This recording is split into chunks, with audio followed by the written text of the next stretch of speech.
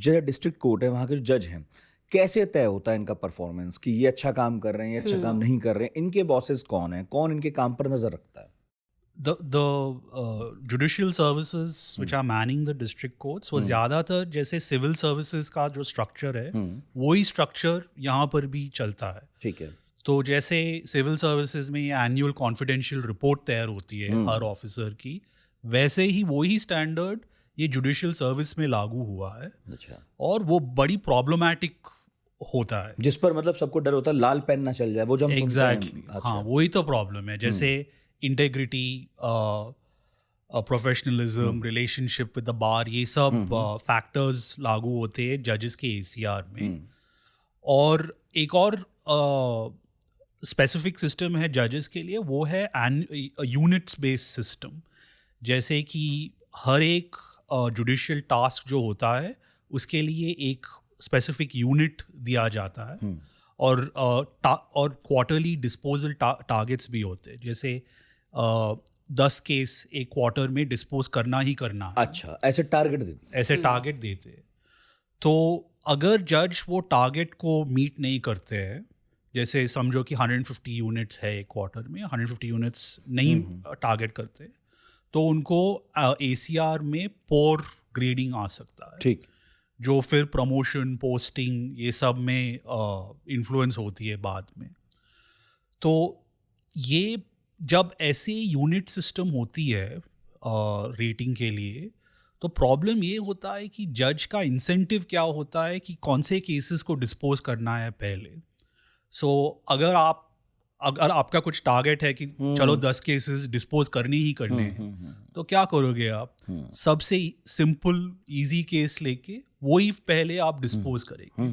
जो complex cases होंगे जहाँ पे बहुत सारे विटनेसेस है, ट्रायल लंबा समय तक चलेगा, वो केसेस आप शायद इतने जल्दी डिस्पोज नहीं करोगे क्योंकि आपको टारगेट पे ध्यान देखना है। तो हम इसका बारे में क्रिटिक करते हैं कि ये यूनिट बेस्ड सिस्टम शायद गलत है जजेस के लिए और कुछ और सिस्टम होना चाहिए। और ये प्रॉब्लम ये भी है कि यूनिट सिस्टम में it is not link to time.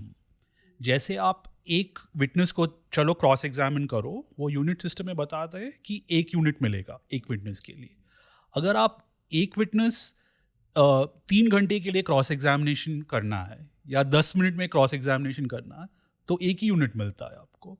तो ये पूरा सिस्टम्स जो इंसेंटिव्स दे रहे हैं जजेस को कि एफिशिएंसी में कैसे काम करना है, ये सब हमारे सही। तो आप ये कह रहे हैं कि जो जज है उसके सामने आप ये समय सीमा मत तय करो, ये एक लिमिट मत लगा दो कि भाई इसे जल्दी केस निपटाओ, आप ये सब करो, क्योंकि कुछ केसेस कॉम्प्लिकेटेड हैं और जल्दी केस निपटाने के चक्कर में जो कॉम्प्लिकेटेड केस हैं उनको कई बार फिर तारीख पे तारीख मिलती रहती है। वही एग्जैक्टली।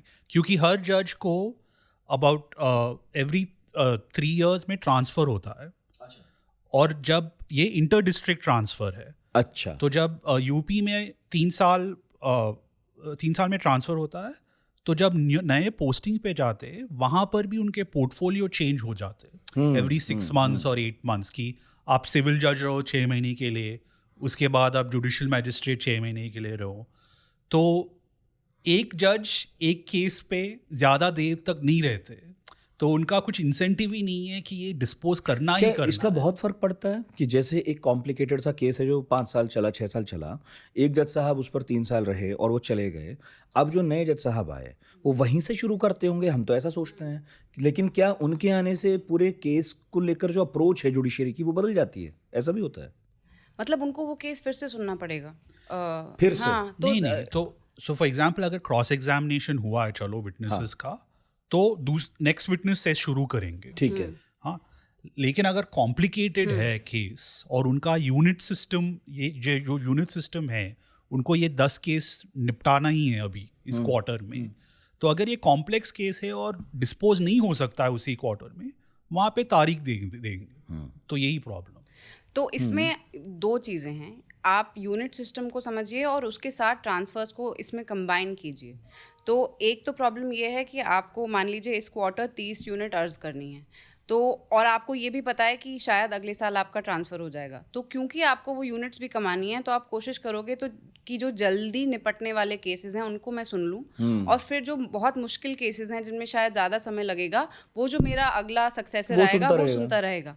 तो इससे इन दोनों चीज़ों को जब आप साथ में देखेंगे कि आप ट्रांसफ़र भी आपके होते रहते हैं हर 2 साल में और आपको ये यूनिट्स भी कमानी है, तो इनको साथ में देखने का नतीजा ये होता है कि वो जो आसान केसेस हैं उनको निपटाकर जो मुश्किल, कॉम्प्लिकेटेड, ज़्यादा समय लगने वाले केसेस हैं वो हमारे बैकलॉग में जुड़ते जाते हैं। बिल्कुल। और ये बड़ा पुराना कंप्लेंट है। हाँ। हमके इलाहाबाद के सर्कुलर्स मिले हैं 1930s से, जहाँ वहाँ पर कंप्लेन कर रहे हैं हाई कोर्ट जजेस कि आप लोग सिर्फ सिंपल केसेस को सुन रहे हो और कॉम्प्लिकेटेड केसेस बस बैकलॉग में जा रही है।